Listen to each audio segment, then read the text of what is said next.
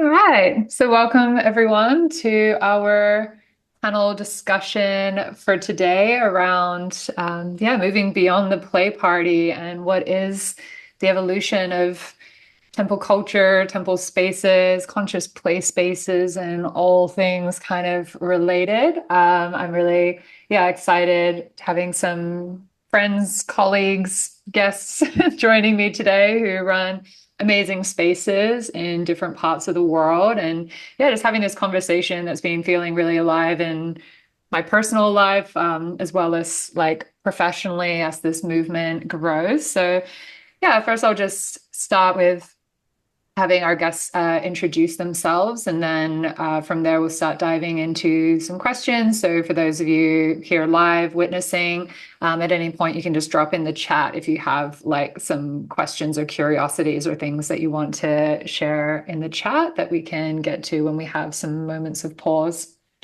So I'll start with Luzi, if you want to begin by introducing yourself.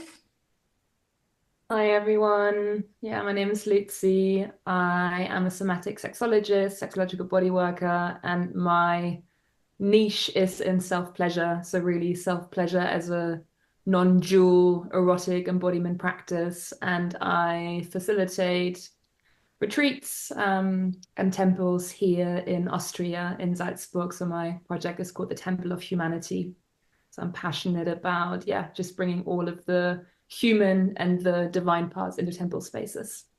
Thank you. All right, and Gili? Hello, Gili. I host and facilitate and mostly an event called Conscious Play Temple since the last, now going on the third year in Berlin. There's a day version and a weekend version working on different community variations on that. I think this comes from a desire to create a space that simultaneously is sacred, but not too serious, and sassy and weird and queer and honoring and super inclusive.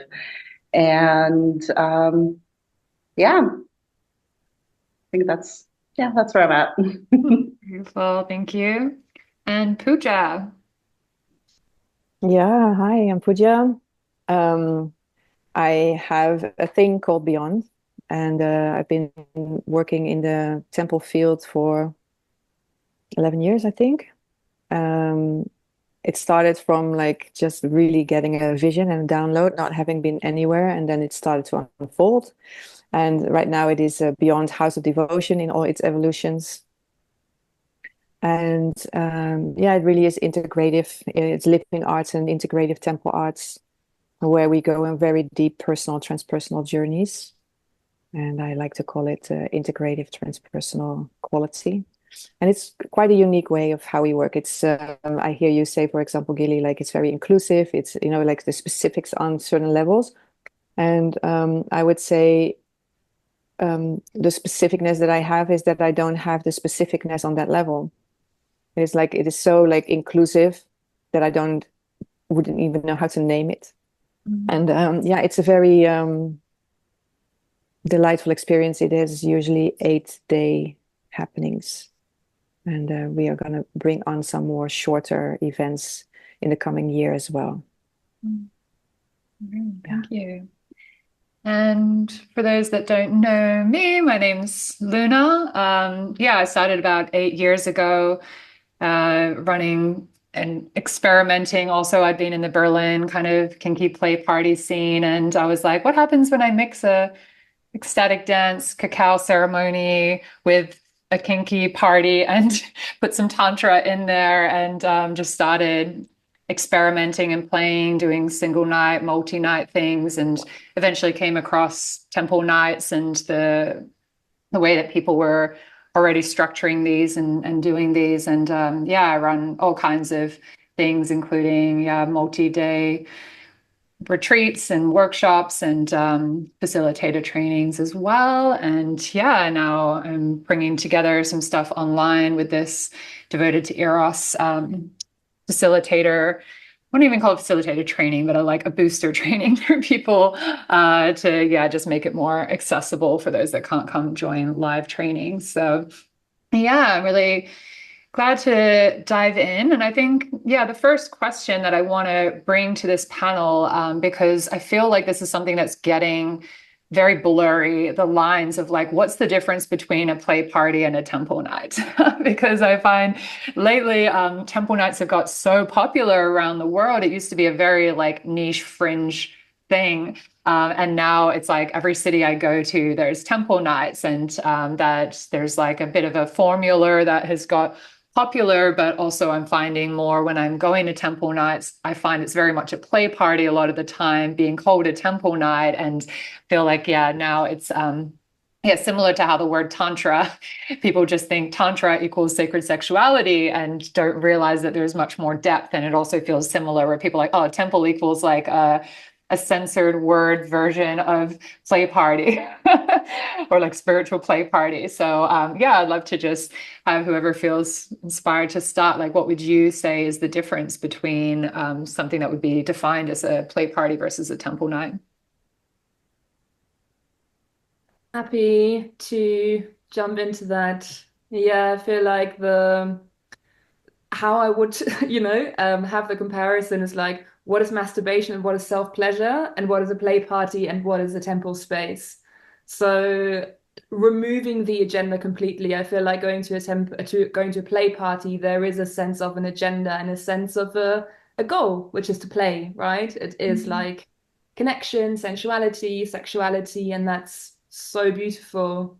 And I feel like when we're moving into a temple space, that it is an open space of emergence and of listening and of just being guided by what wants to happen next. And I feel like as soon as we put our personal agenda into a temple space, it can often become quite a narrow experience for what's actually possible, because in a temple space, there's room for a deeper layer of devotion that goes beyond personal desires and perhaps personal needs that want to be fulfilled, which again, there's nothing wrong with that. And it becomes more of an embodied prayer and a practice of devotion with the body, which can look a million different ways. So, being in a temple and, for example, just being with one's own body and being in an inquiry of prayer or meditation or crying or dancing or connecting with other people, but removing almost like the personal gain from it, so to say, or the personal agenda of like, oh, this is what I want, so my human is met or fulfilled in these ways, and getting out of the way to listen to a deeper impulse that emerges from within. Thank you. Yeah, I feel like I love that. I really embodied something that came up when I was writing a blog post the other day, which was that like people go to a play party with the intention of exploring sexuality. While for me, going to a temple night, my intention isn't necessarily sexuality. My intention is like an exploration of the divine, coming together in community and celebration of life and body and connection. And sexuality might be something that happens there. But if I go to a temple night and I find that I'm out of place because I'm not feeling sexual in that moment and because there's no one I want to play with, and then I'm like, oh, okay, I guess I'll just hang by the fruit thing and eat some fruit because there's no space for me here, then I'm like, okay, this doesn't feel like a temple now, because like if I'm not playing, then it doesn't feel like I'm actually really welcome in this space, which was like part of the reason I started making events in the first place, because I was very demisexual and I was going to these play parties and being like, well, what if I don't want to play? What if I want to, what if I don't find anyone to connect with? Do I just go home? Like, where's my space? And that's what I love in a good temple night is it's like I'm always connected to the group. I'm always interacting, even if I'm not necessarily sexual or playing.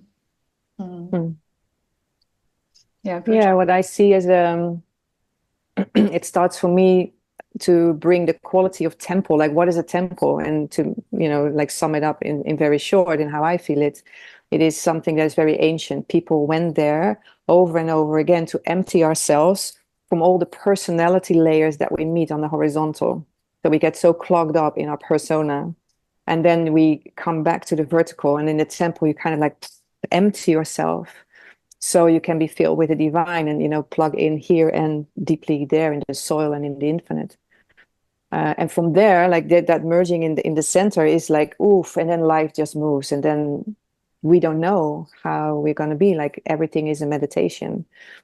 What I see happening a lot in the field is that it is intended like that, but it's not like held like that. So the energy is not holding that. So halfway things crumble down a little bit, and then it becomes like a playish party anyway. And I recognize so much what you say, because I love, like if it's a good play party and it's clear where you're going for, then I might just say, yes, I want to go there, because then I know why I'm going. But if I end up in a temple space and it's actually just moving around and still seeing people, like the marketplace, nothing really wants to happen. And I see that playing out on so many levels. People still engage, but you're not sure where they're really at, and it's quite tricky sometimes, and I hear it back a lot. But if you can really drop in, and that there is this quality of like being in the meeting points in whatever it is, in every of the motions that it's. And this is a little bit also where I'm coming from, like, oh, but a temple night is so short. And so by the moment that you really drop to certain layers, it's already kind of finished. I'm like, damn, I'm just getting there, where the expansion lives and where I feel fed and met. And so much to say about it. So the good news is, I would say, that there is a lot of desire that we pop more open to. Wow, we want to drink in more of that divine quality. And it's searching now. And this is why I love what you're doing, Luna, to bring this on like this. I'm in that zone as well, but I have not been able to put it out there. So I'm super happy to be here with you. That it is time to start looking into what is actually happening in this culture, and how is that culture really serving the essence of where it's coming from, like to kind of reset ourselves, like, okay, what have we been doing and where does it actually want to go? Yeah, thank you. Really, curious yours, because yours is the play temple, so you've kind of got like both, you're riding both edges. So what's your thoughts? Yeah, I do hold a desire to go into kind of what play temple means to me. And also there's kind of a more right now response to what I'm hearing, and wanting to say that it really resonates, everything that's been said so far, and this intention and desire to connect to something around presence, to empty yourself, to be in maybe a transpersonal space, to be in a devotional space, to really allow whether it's sexuality or sensuality or just whatever you brought with you to move through you in a temple space. That's where play and sexuality are also possible. That all feels true. And what I feel to add to that is that at the same time, in the current moment and in the current zeitgeist, the word temple night, or anything that has the word temple in it, is already associated with a sex positive space, with a space where play can happen, where sexuality can happen. And no matter, I think, what we transmit or inspire or set up, there is a good chance that participants are going to show up with an expectation for a play night. With an expectation of like, yes, I hear all the like devotional, spiritual, yada, yada. I'm into it. I'm not against it, but like, I'm here to play. And I find, like, in reality, just like looking at the groups that I work with, that's always a percentage of the people that are there. And part of my approach would be to also acknowledge and honor that, and allow that to be divine, and allow that desire and that change and that transformation in our culture. And the fact that this is how a lot of people are accessing spirituality these days, and like kind of aim to serve that in a digestible dose, while also like allowing for playfulness and sexuality and kink and BDSM and just like weirdness and stuff that I sometimes hear don't like necessarily belong in a classical temple, or like this attempt to define temple as a specific thing. So to answer this question of like, what's the difference between a temple night and a play party? To me, None. They're words. They're words. They're served for communicating. They're served to kind of like attract a certain type of person or define the space in a kind of like a certain kind of way. And at the end of the day, it's up to the person who's hosting it and the people who are feeling called to show up, and how, and the choices that they make together and how they move through the space together, that creates a space regardless of what it's called. It can be called a play party and become the most devotional, ritualistic, like deep, transformative journey for somebody. It can be called a temple night. And as you say, and it's kind of like, oh yeah, I guess I'm at a play party where there's no space to anything but fucking. So yeah, leaving it there. Thanks. Yeah, so like yeah, this conversation kind of between what you're like what Gili's saying and what Puja's saying around like the that the word, like, yeah, there's this almost like blurry definition around it at the moment, because yeah, like there has just been this very quick evolution in the years, like since 8 years ago when I first started experimenting with facilitating these spaces. Like I'd never heard of anything like this before. And I think with the rise in popularity of Neo-Tantra in general and Tantra festivals, I know also like Ista is one of the main people that have brought like temple nighting, temple culture out into the world. And since they've got so big, then, it is kind of, yeah, spreading rapidly, but without, yeah, much like, clear definition. And that's why, yeah, it kind of is good to like, yeah, take a breath and take a step back and like look at it. And even for myself, this has been an inquiry a lot lately around like, okay, where have I just, been having like a spiritual play party and calling it temple, and what really actually would define like what makes us spiritual. And that's where we look to the ancient cultures and the ancient temples, and like what was the tantric orgiastic rituals of the old days? What were the sacred temples like, from the very limited knowledge that we have of these spaces, because most of it was burnt because they tried to destroy that culture. Yeah, so I don't know. I mean, I guess just to like bring it into a bit more of a practical thing, like what I noticed the difference in like a general play party versus a temple night is that temple nights have then started getting a bit of a formula of like, okay, there's a bit of time to arrive, and then we start at this time, no one else enters. There's like this ritual element of we sit down together. We, maybe share our intentions, our names, our desires, things like that. There's some kind of icebreaker connection, some kind of meditative thing. Then there's an open space, and then we close together. And I feel like, just in essence, like it's making a ritual out of a play party compared to a play party where people are coming and going. Maybe some people are drinking, some people are sober. The energy is a bit scattered. There's not really this like intentionality. So yeah, I wonder if there's anything else others would add of like, what do you see in what, you would like separate or define, like, okay, what is a temple night? What does it look like? Because I know it can look very different depending on the group and the container that it's in. Yeah, so I would like to step into that one, because it has become a culture to do it a little bit like that, right? And I would like to debunk that a little bit. Like, why is it as such? Like when I started with that, I had on certain levels similar ways of doing that. And then I start to feel like, but wait, this is an entrance into it. So I think we have moved past that. And now it's getting a little bit boring on that plane. So what has been the intention behind it? Like, what is actually what we want to open up? So if you have the pre part of, yeah, coming in the energy and setting the field and meeting and all that, and then having an open space as being the highlight, and then the closing as, coming down.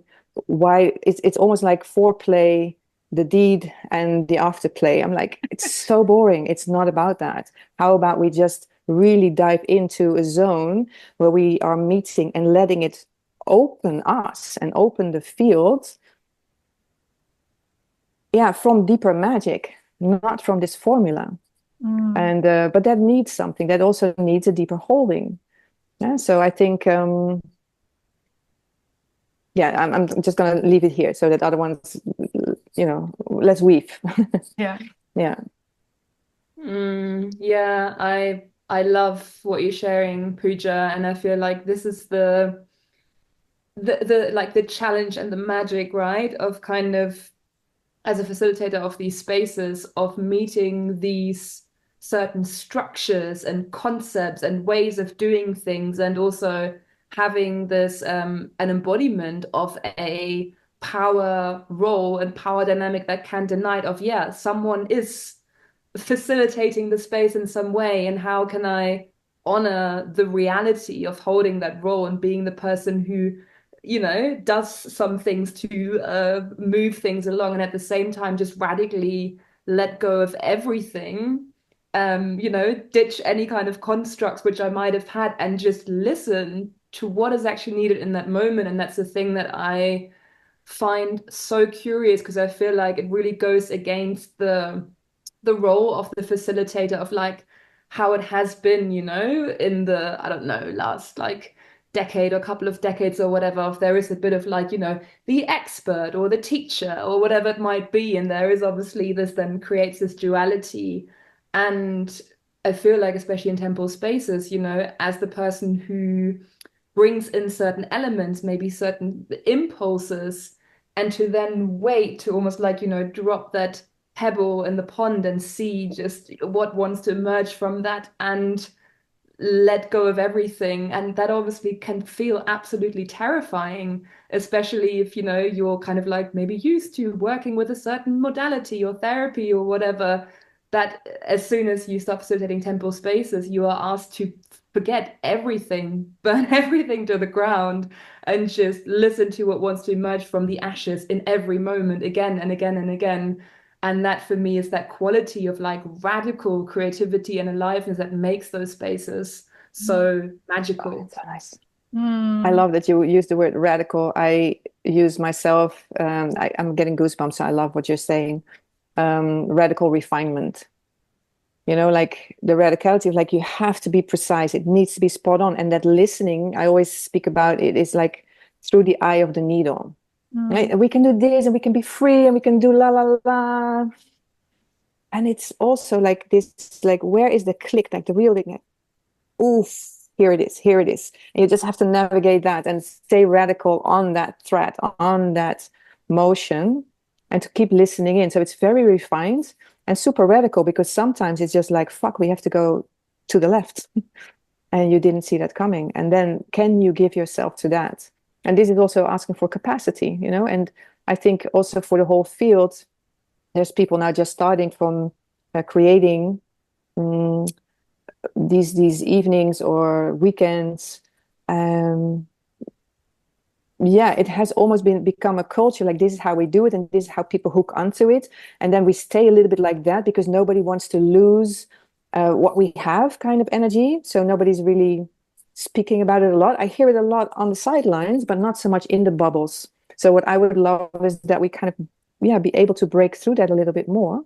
And that you could see like, okay, there's people that are starting to create these spaces. So maybe a format is really beautiful, because you have a holding on to something and you can navigate that. Sometimes you need the box, to feel secure at least. And then, there is other people, like I'm always on the pioneering levels of life. That is just how it moves for me. I'm always at the forefront, and you work differently. And for that you plug into something way larger than yourself. And how can we, and I would love that to become more of that. And I think, Luzi, that you are a little bit on that same page. Like, how can we listen in to something that really wants to happen? Not so much from a concept idea, but we're trying to tap into deeper living. We want that artfulness of devotion to come through us, and that we can, not just facilitate it, but be the embodiment of that. And that's a skill, a capacity, an art, however you want to call it. Yeah, I think a lot what you're sharing is, like a level of mastery that also takes like a level of awareness of the participants. And I think this is the thing a lot of us are coming up with, is that a lot of people, are coming into these spaces. They're not on a level of being able to just melt into the mystery and transcend yet. A lot of facilitators aren't equipped yet with their intuition. Like for me, it's been so many years of cultivating that intuition and recognize like, oh, that idea I had to change that thing that I ignored and I went with the plan. Oh, that was actually what was meant to happen, but I didn't trust myself. And, it takes years to like really cultivate that deep listening to a group. And the formula kind of works at the start. But the first play parties I went to were with Felix, who is a guest in the course as well. And there was no warm-up games. There was no nothing. There was a kind of message that you read when you were signing up for the party that had all the qualities of the space and like, this is what it is, this is what it isn't. But the community was just very well trained. There were so many regulars that when you stepped into the space, like the quality was there and the vibe was there because people were a transmission of that space, because there was such a culture around it. And I feel like this is what's emerging with temple culture. The more that they become popular and the more that people navigate these spaces, if you go into a space and at least 50% of the people have that level of attunement and awareness and they're dropped in and they're whatever, then these new people can kind of like ride that wave and jump in and get a transmission. While if you open up a very public space, any old random person's coming, they've never been to a space, and if you don't do like a training period beforehand, you don't have any prerequisites, then it's going to be very hard to cultivate that, because you don't have these like pillars of people that are really dropped in, and it's going to only be able to go as deep as like a majority of the participants are going to be able to go. And I guess that's where the formula came from of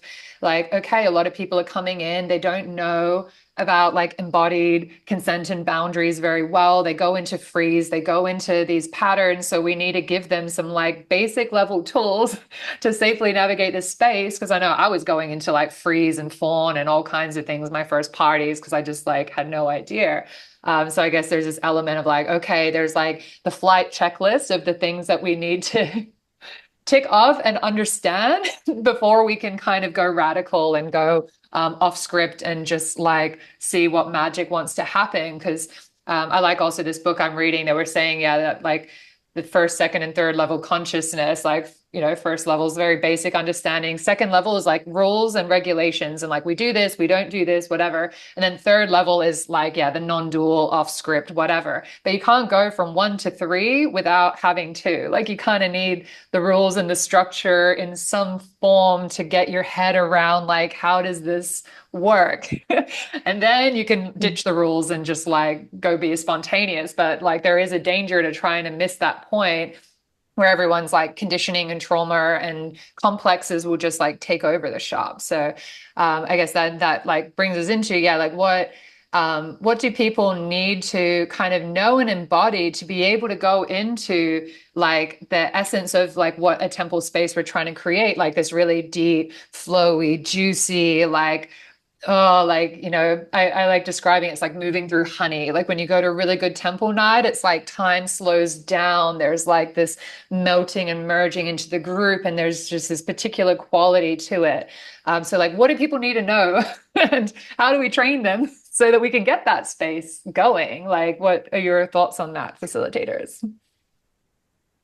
Well, the first thing I would say is to always, whatever kind of work you do, but specifically when you work in a field where sexuality is a possibility, you know, like, yeah, sometimes it's almost like it is a sexual space, and sometimes it's like, yeah, the energy could move, but it could also become like an interaction on the sexual levels. You have to be very sure where you're at with yourself. What I see a lot is that a lot of facilitators create it somehow for themselves. I mean, I'm also creating it so that my soul is like, yes, please. So, you know, you can always say you're always doing it for yourself on a certain level. But if you're creating it so you can just play and do that, this is what I've heard a lot. And for me, that feels like almost like this needs to stop almost. You know, I'm quite fierce about that. So why are you doing this? And if you're just trying to get off of it for yourself as a facilitator, you have to look in the mirror and check yourself, you know, to drop deeper with your intentionality. So it's nothing wrong with a desire, but you have to unpack it so the shadow can drop and you can come from a more clean space. That for me is, yeah, the first thing I would say to be able to work with sexuality. Yeah, because it is, you know, like to be in containment is an art. That is the muscle you would love to build, that you become a vessel, that you know that you can be everywhere, but you're not hooked onto something. You're not leaking, you're not becoming rigid. It's just like it can move through you because you know where you're at all times. Yeah, maybe adding onto that as well, just like as a little bit of how I approached opening those spaces in the beginning here in Austria. I moved here and I didn't know anyone here. I didn't know the community. I didn't really know the culture. I've, come here lots with my family, but I didn't know, there were no other sex positive parties, there were no tantra events, there was nothing here. So I was like, okay, well, how is this even going to work? And the way that I started that was that we did almost a year and a half of temples with knickers on, you know, very, very simple. And of course, you can kind of brand them as like, oh, yeah, these are beginners' temples, so to say. But I guess with the level of like sexual repression that people are experiencing, and obviously the level of confrontation and intensity that then can come when there's, wet and erect genitals in the space. It's like, okay, what if we just like take a step back and actually open the entire body as a sensory organ and explore connection, intimacy, embodied devotion, and how life was going to move through the body, almost like without the distraction of having such a strong genital focus, which I feel like is exactly the thing that can take over. So, and I almost didn't want to see it as like, of course, it was a boundary, but almost like, okay, if that's something that we're creating a boundary around, then what other centers of the body can open up, and what other levels of awareness can we can deepen into, if this is almost something that can then later on be integrated when that community is already landed in this level of embodied awareness. And that for me was important, not just because I didn't know the community, but also because I wanted to kind of really anchor this culture in this is not about, us fucking. This is really about us praying with the body. And if someone are joyfully fucking as part of that, then beautiful. So yeah, I feel like titrating the community into these experience and really meeting at the level of, where the least experienced person is at. Mm. Yeah, I love, so just very short, like I love it when a space is held in a way and has the energy of expansion at all times. So even if there would be very explicit sexuality in just a night, mm, what happens, it kind of collapses the whole energy, like everything just like goes here.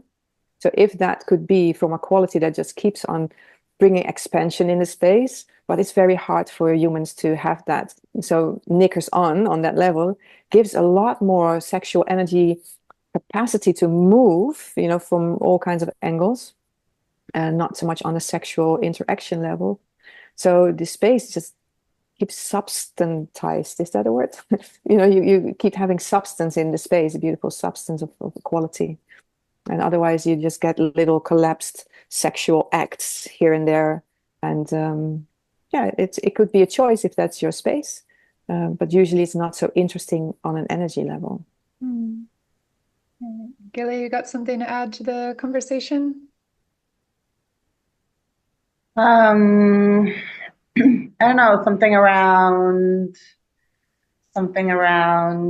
being in a field of permission where everything can happen, including sexuality, including whatever you call sexuality, and whether it means genital contact or energy play or something in the middle or nothing at all. Like I don't disagree with the other things said. I just want to offer just another perspective. For me, there's something about saying anything can happen, and within that, say, including a spiritual experience, including something that's completely outside of what you might expect or you might prepare for or you might think that would happen. And when you open yourself up to all experiences, and at least in the spaces that I like to host, there's a desire to say anything can happen, you can do anything. And that includes, ritual and worship and and having some sort of kind of like a micro or macro liberation moment. And I really love to invite that through a funnel of everything possible. That's kind of, yeah. wanting to be added. Nice. Thank you. Yeah, so yeah, I've been like really feeling into this, like the answer to this for myself around like, yeah, what are the qualities that people need to, yeah, understand or embody or get first before the space can be. No, I said like safe and deep go together really for me. It's like, because I've been really noticing when I've gone to spaces and it feels like people don't get basic consent and boundary stuff, like my eros contracts and I feel like there's the part that wants to bloom and merge into the field. And when I'm like, oh, people don't understand. Well, oh, look at like this person is like super unattuned and super kind of bumbling around. Then I just notice like a bit of contraction and a bit of like that primal sense of like, okay, I need to be aware of my surroundings and aware of these people because like there's not a level of presence and attunement that like I need to be able to fully surrender into the space. So I've been really noticing that like safety and depth kind of really go together in the necessity for people, yeah, understanding things like the wheel of consent, like practicing actually saying no. Like there's like the conceptual understanding of consent, and you can send like, oh, this is consent. Ask someone before you touch them and stuff. But there's the embodied experience when you have many, many years of conditioning around like fawning and freezing and not speaking your desires and not knowing how to handle that charge and not knowing how to reject someone or be rejected and stuff. That is a very like visceral, somatic, like huge thing that people are working through that like these spaces are supporting, which is helping not just have better sex parties, but it's helping like everyone everywhere in the world with like basic relating level stuff. So that's something I love about, when we have the formula and when we're doing the temple night work, is it's like, in a way, we got this like carrot on a stick of like, come merge into group bliss and oneness. But first you got to learn how to have boundaries and speak those boundaries and whatever. And then like, we can start getting more subtle then into nonverbal consent and silent play spaces where we completely drop out of needing to, sit down and have a consent chat and do the RBDSM thing and whatever. Cause like, I find that that's, I don't even want to call it like an ideal, but in a way, like I love nonverbal, body-based, like completely out of the mind spaces. And that requires like a attunement and a sensitivity and an awareness, and for people to have a level of embodied understanding of boundaries and consent to be able to let go of the structures and the rules and stuff. So, I've been noticing that like, yeah, people being able to be present and like that's, meditation and awareness and like be here now in this moment, a sensitivity to what's happening in their body, like their own yes and no, as well as the body of other people, like to sense when someone might be fawning or contracting, as well as like, yeah, being able to handle desire and move with desire and trust their desire and stuff. So like these are the elements that I've been playing with, like how can we do the training and education aspect in a way that doesn't feel like doing a boring consent workshop. I think we all get to the point if we go to a few of these, you're like, I don't want to do another boring 3-minute game workshop where I'm like, just, okay, you can touch my hand like this for 3 minutes or something. Like, I mean, it's great at first and I love the wheel of consent and stuff, but I think a lot of us are finding like, okay, there's like a limitation to how much you can do that stuff and get out of it. So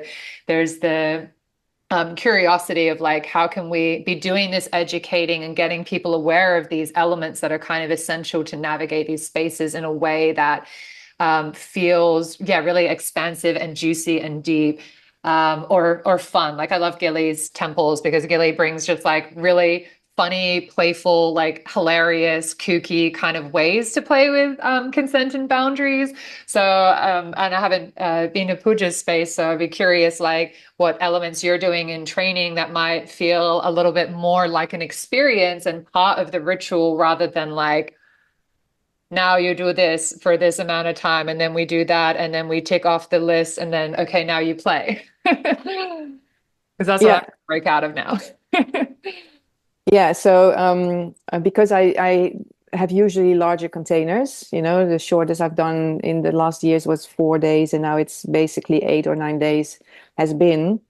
We start very much at the forefront. So I have a very precise build up with the sign-in form that is quite extensive. People would really want to go through that. They learn a lot about themselves through the very specific questions. They learn a lot from us. I write out a lot about like, hey, how are we tending the energy? Where do we come from? What can you expect? Do you consent with this? Do you understand that you're going in a place that holds this point? And, like it's a lot at the forefront. But then when we go in, it's literally like you put your bag there, you put that there, and we directly go into ritual. So the ritual is actually like a ritual of presence in dropping the worldly layers, the travels, the everything that you've done, and to kind of birthing yourself into a whole new space, a whole new quality. And then you drop in already so many layers. From there on, you can more easily also tap in also on the people are quite understood, I would say. I never have to go through all that. But when we sometimes do these beautiful practices, like, hey, how does it feel? Specifically the taking, people are finding it very hard, and it gets hidden in the giving.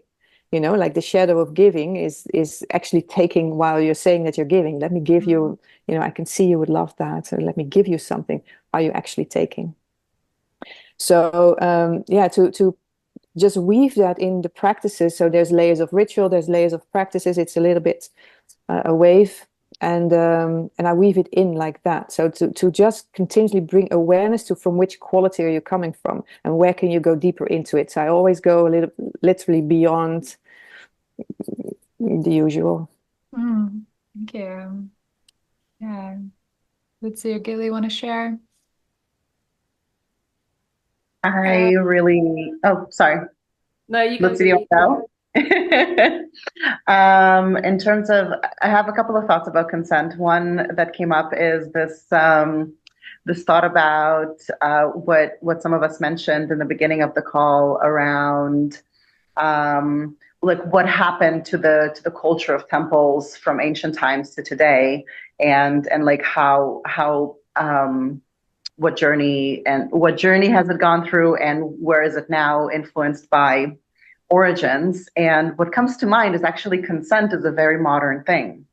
Like I don't imagine like a temple 1,000 years ago being like, okay, now let's play the 3 minutes game. I think I don't think there was I don't think there was language for consent. I don't think there were practices or thoughts about can I do this? Would you like to do this with me? Because I believe, at least in like Vedic culture, there was less of a concept of separation.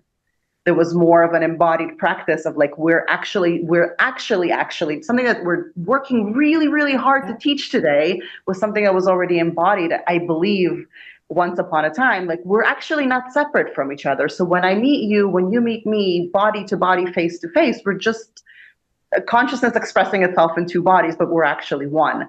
And this kind of language today is considered super fucking toxic. And I even like in spaces that I hold, I give it as an example of like what not to do or what sounds terrible. Just like I'm just gonna feel your body with my, like these things that I hear in some spaces that are just so super cringe. And we have these structures of consent to actually bridge over and saying, let's suspend the disbelief around not being separate and imagine that we actually are separate. And in this imagination of being separate, let's create some rules and words and ideas around how we're going to interact with each other, while keeping in mind that actually we're just one shared consciousness, if you will, and that feels like a fun thing to play with. And what I really love, and at least when I host, is like really weaving it in and out, and kind of like throwing out these like reminders that we're just pretending to be separate, to practice something, to feel something in our body, to come back to a togetherness that doesn't need to be spoken into or thought of as separate. And I had another point that I at this point forgot, but I think this was, I feel satisfied. I love that. Yeah, I love that you bring that in. Yeah. Go ahead.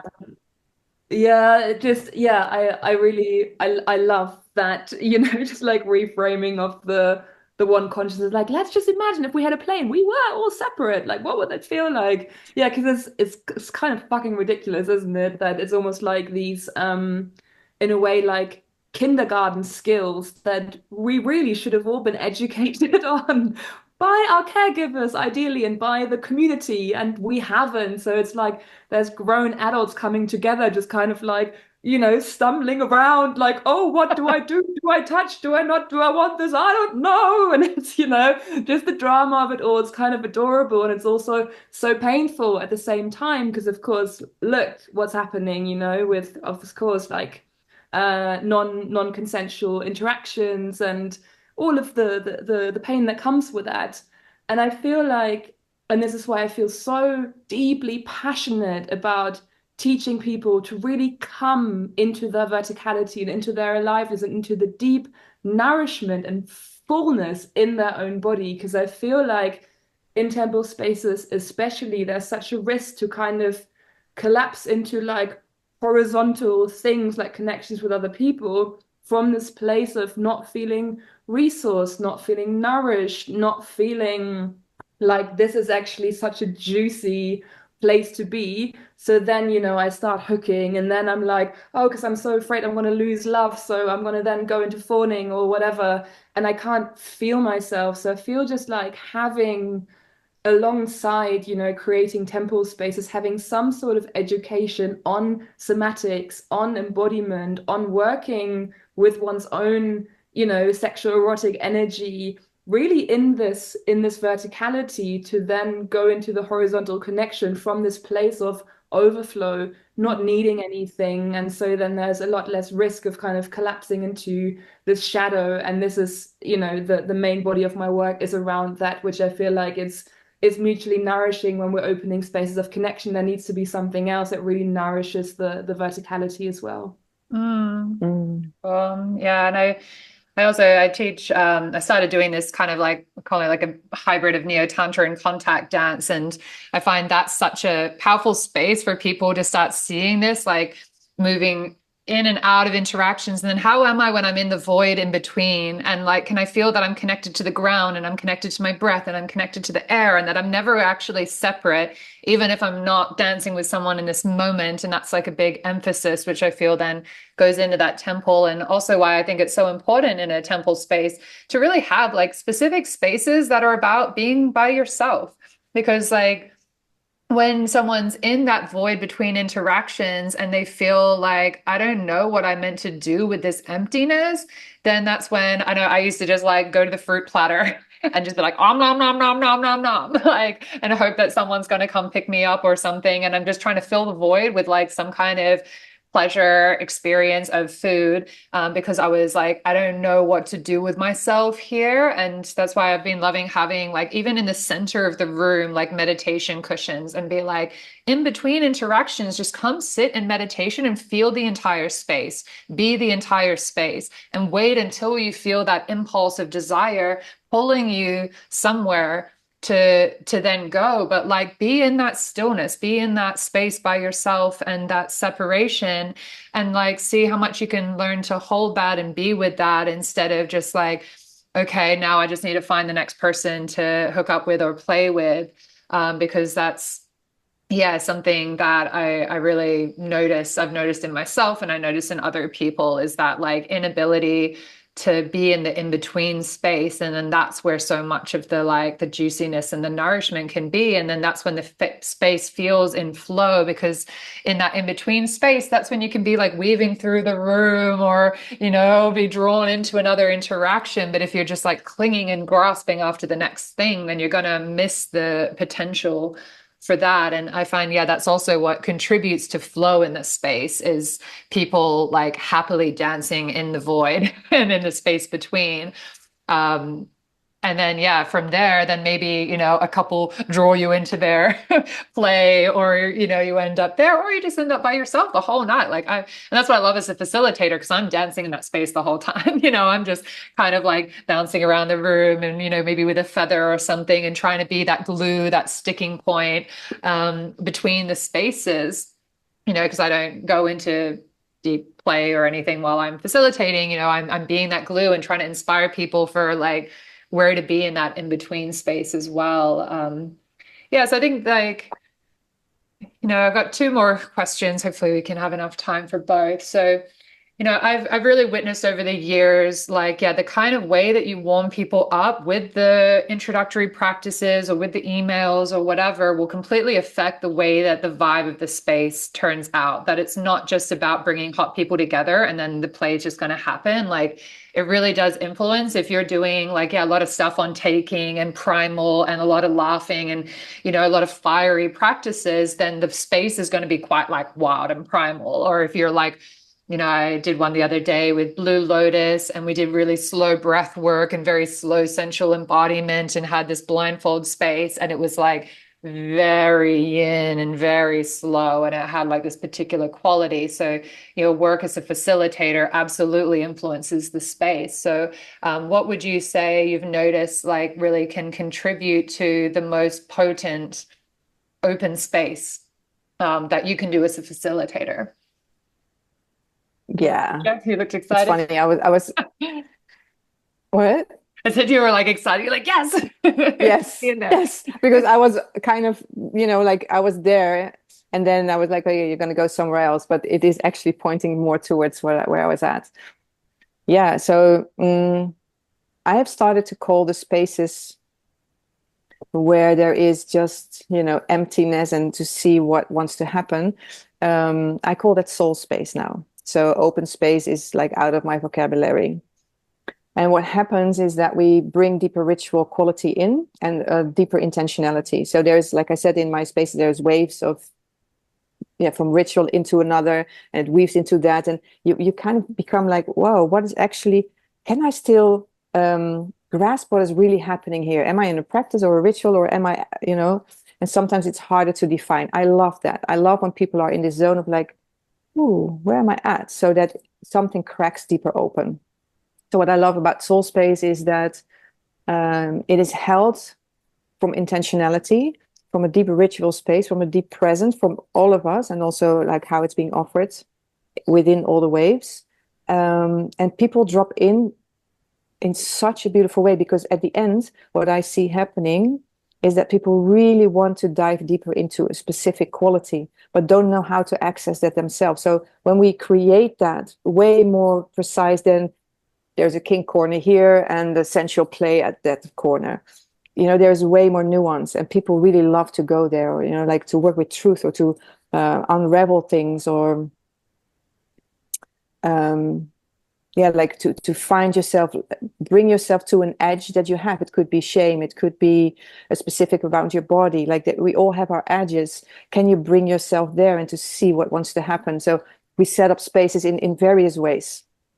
And what I see happening there is that it is so dropped in, such a beautiful quality, that it is no ever a problem anymore. Like, it's not collapsing, it's not grasping, it's not, it's a totally different movie that you're in. And that has started to work super beautiful.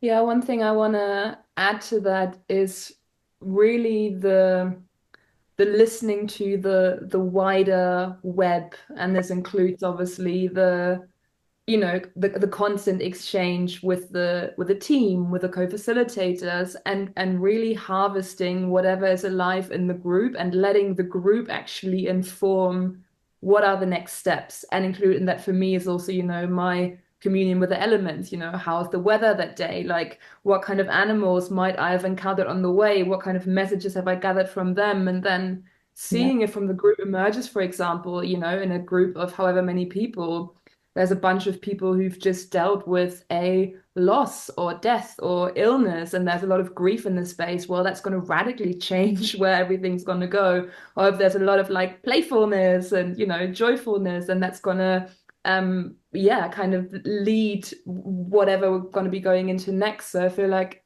again, this kind of comes back to the practice of really emptying and listening, and actually let the field inform what's going to be happening. And I guess for us as facilitators, really fine-tuning the art of then being able to offer an impulse from this place of listening, not to necessarily like direct or steer the ship in a certain direction, but to actually just like follow the flow along and facilitate, right? Means making something easy, making it easy for the group to open into that space which is already emerging anyway. Mm. Hmm. Yeah, what can I throw in there? The terms I work with are calling a space of permission. And often when you first hear permission, or at least from what I hear, people first hear permission, we think about a permission to do stuff. And what I like to infuse in is it's not just permission to do, it's permission to be, permission to feel, permission to bring whatever you brought in here that's already there. Like that's part of the ritual, that's part of the space, and kind of reminding and weaving in the awareness that this space wanted to happen. Like this is a little woo. It kind of goes through and doesn't really resonate with everybody, but just this space wanted to happen as it happened right now, with you here, with every single person that's here, with whatever you brought, with whatever that's already going to happen. All you need to do is be yourself and just like follow the moment to moment desire, pleasure, wanting, not wanting, like whatever's alive is that's your gift to the space. There's nothing that you're supposed to do or not supposed to do. Like you're part of this ritual. I think that's, yeah, needs to be said. Beautiful. Thank you.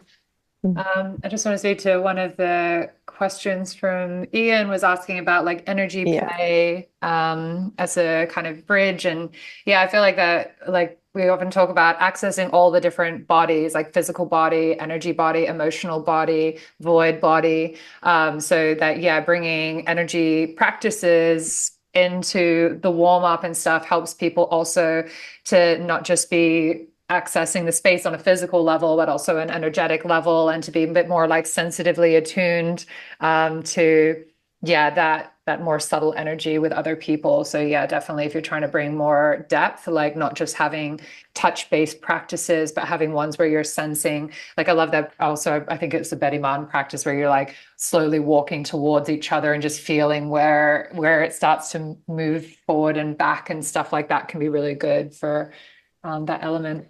Yeah, we're getting near the end of the time, and I wanted to have one more question, which is, with the panel being about like, yeah, beyond the play party, the evolution, like where do you see this work and this field going? Because it's growing so rapidly. It is becoming kind of mainstream in a way. Well, like as far as mainstream in the alternative spiritual world, but it's like definitely a thing. And I kind of find it exciting, like now that I'm nerding out on like the old history and trying to find out like what were the tantric feasts and the yogini chakras and these rituals. And I'm kind of like, oh my God, one day like future humans, if there are any left, are going to be like researching us in this like temple night. What were these temple nights? What was happening there? Oh, they would use yoga shalas and they would use people's villas. And, I'm like, oh my God, it kind of like turns me on a bit thinking some people might be like researching this time in history and what we're doing here. So yeah, what do you think is evolving and how do you think this can be impacting on like a much bigger collective level beyond just like a bunch of us hippies having really sexy times and making sexy friends? But like, yeah, so curious if everyone wants to have like, your kind of final takeaway of where you see this going and the potential of what these spaces can be. Yeah, what I'm feeling where this is kind of, like a vision that feels very juicy for me, which I feel like is just, starting to really pop up, is this idea of temple being a space where all previous structures and concepts and ideas can dissolve and collapse to make room for something radically different. And I don't know what the fuck that's going to be, but this I feel like is the invitation of temple to come together and to dive onto the way that things have been and the identities and the boxes and the wider sociocultural structures, and to be in the emergence of something new, of clearly right now there are a lot of things happening, and we are in this like epicenter of evolution of consciousness in order to move somewhere that is radically different to how it is right now, because how it is right now is not sustainable. So what is the next step? Of course we can all have some ideological ideas of, what future humanity will look like. And of course, I have those dreams too. And in the end, can I release everything and make room for something new to emerge that isn't defined yet, that is formless, but that has the opportunity to take form through us if we can liberate ourselves enough to actually let it. And that for me is super exciting. Mm. Yeah, to really be able to get out of the way. So because I can also see and point out like, oh, this is happening, and tapping in like what I see happening, and it could go this way, it could go that way. And I would love us to have another hour to go into this exact specifically. But if I hear you also now, Luzi, is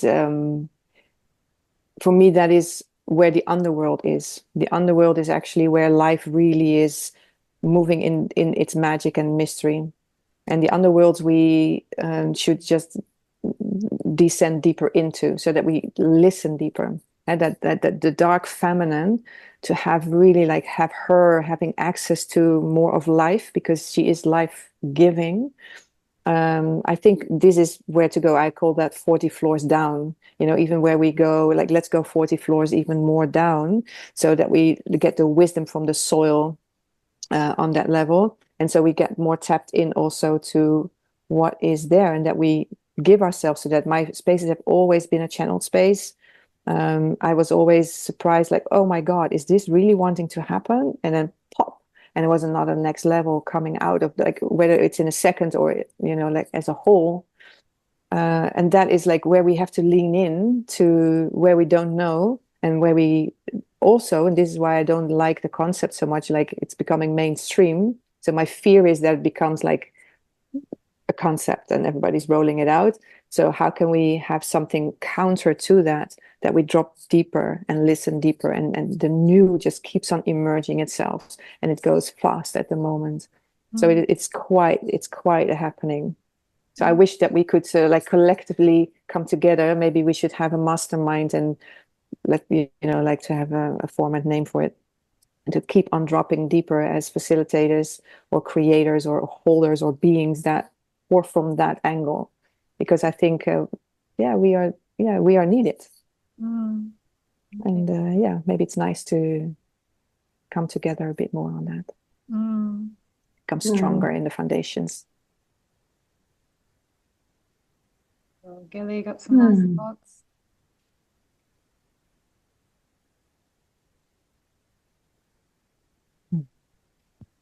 Gili? Is this still on? Is this thing on? Yeah. It fell out of it for a moment. I slightly different perspective, not to contradict, but just to add to the tapestry of I fucking love that it's becoming mainstream. I love that there is more and more versions. I love that there's some temples that work for some people and temples that don't work for another, and temples that are just a play party, or play parties that are kind of spiritual, and that we have all this language about it, and that we're obsessing about how to call it and how to make it better. Where's it going? I love that this conversation is happening. I think where we are, not globally, but maybe the global north, let's say, is in deep need of soothing. I think it's like having this culture is like a, I don't know if it's a Band-Aid, because there's this idea of Band-Aid being like, oh, it's not really the solution, but it's like a spa for the soul. It's like it chips away at patriarchal capitalism. It chips away at the culture of like not relating to one another. It chips away at this like sex negative culture that's also part of patriarchal capitalism. But beyond the politics of it, it's just like good temples, bad temples, like everything in between, the different flavors. It's so fucking fantastic that it's happening. And I don't know if I can claim it to be a specific part of a specific something or the gateway to something specific. I just know that it's really fucking necessary. Yeah. Yeah. Yeah. Yeah, I Beautiful. agree with that too. Yeah. So, like it's to me, it's not contradictory at all. Like I love to have that in because I also agree with that. I think it's needed. Like we're just in evolution, Mm. it's, we're in the middle of this specific area that we work in, but it is all just evolution on a certain level. But how can we navigate? And we do have an influence. Yeah. So what is the influence that we want to bring? Yeah. Yeah. Amazing. And Yeah. also that Well, term, can we just appreciate this term right now? Temple being a spa for the soul. soul Mm. spa. Yeah. Yeesh. Yes. Erotic soul spa. Yes. Yeah, and I love Gillies goes kind of into, what I was going to say that, all my research into like, yeah, the old ways and the old temples, there's this big coinciding with when all this fell and the rise of patriarchy, which then gave rise to capitalism and stuff. And the this cultural shift away from the reverence towards the divine feminine, to the earth, to sensuality, love, beauty, emotions, like all these things that are in the category of the divine feminine, that there was this systematic erasure of this from Western specific, but all over the world, and it was brutal and horrible, and it's had serious repercussions on the earth and on how we are, and the trauma in our souls, and all the wars, and all this kind of stuff. And so I was thinking the other day, it's like the patriarchy smashed the temples, and now the temples are going to smash the patriarchy. But like there is this like reclaiming, and it's like, yeah, you guys tried to control sexuality, control eros, control creativity and flow, and market it, and keep it contained, and like so that people were easily manipulated and stuff. And it's like, yeah, now we're like rebirthing this, and like it's fun and sexy and juicy, but I really do feel that there is like a much more deep, profound, yeah, like soul level revival happening, which is essential in this time where we have, destroyed the earth, and where like humanity is potentially facing like extinction and stuff like that. Like that there is an absolute necessity for people to reconnect with their bodies, their hearts, their souls, to feel reverence for the earth.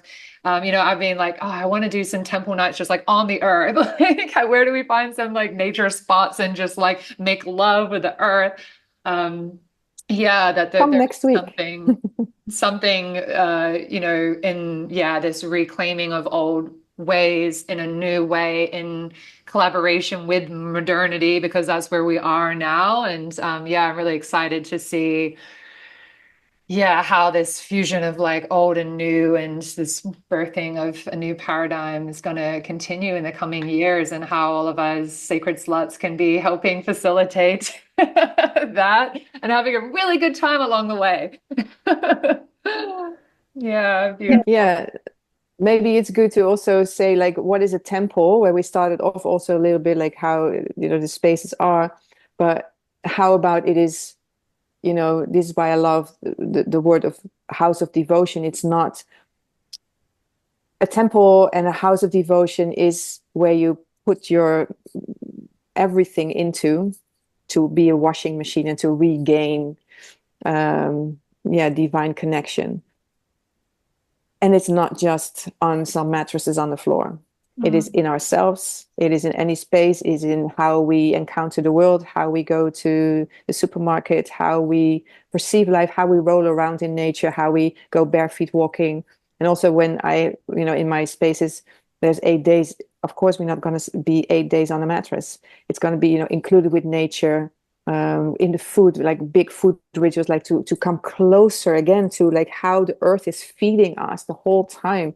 So we really restore ourselves as a nature being on, like on the consciousness level and on the earthy level as well. I think it's that restoring is, for me, that's the ultimate temple. Yeah, it's like the whole earth can become a temple, eventually, and then they can't burn the temples and destroy them because it's everywhere. It's like it's Exactly. decentralized, it's expanded beyond in this web and it's influencing everything. So, yeah, it starts in all these little homes and shalas and stuff like that, but then it becomes like a way of being and a way of living. Um, Beautiful. I know we can all talk for a million years on this, and good thing all these facilitators are going to be talking for more hours on these topics if you want to join us. Yeah, like I'm just so excited to learn from everyone here, even 8 years of running temple nights and I'm still constantly learning and soaking it up. And that's something I love about creating these courses is that I learn so much from all the guests that come onto the course too. And I learn while I'm creating it and trying to put it into words, what it is that I've been doing for these years and how I've been facilitating these spaces. So yeah, like I really hope if you're resonating with these conversations and like if you're interested in either for the first time running a temple night or a conscious play space or whatever in between, or you've been doing this for years and you want to just like soak up the transmission of some other people, then yeah, I really hope you can join us. We've also got Victoria. I keep going to say Red Bard, but she's changed her last name, Victoria Bardovic. I don't even know how to pronounce it properly yet. And yeah, also Felix Ruckert, who runs Explore, and he's truly one of the main pioneers of this scene for many, many years, doing a lot of conscious sexuality work as well. So yeah, we're going to be going super deep into all this. We start on Monday with Luzi doing the first transmission. You'll be able to still join later if you want, but then obviously the later you join, the less live calls you have access to, but you'll have the replays and stuff like that. And we have an early bird until Sunday. So you'll get to have a bit of a discount, like €100 or something if you sign up soon. So hope you'll join us in that. I'll send out this replay also to the Evolving Eros mailing list. So if you're not on the mailing list, I recommend it. We also send out like free things sometimes, and useful information and new courses and stuff. And yeah, I'll also in the replay in the group post links to everyone here if you want to go deeper into checking out their spaces and go stalk them on socials and follow them, then you'll have that possibility. Cool. So thank you, everyone. Thanks to all those that joined live and all of you watching the replay through space time, getting to get this transmission non-live. Yeah, I hope that you found this conversation nourishing.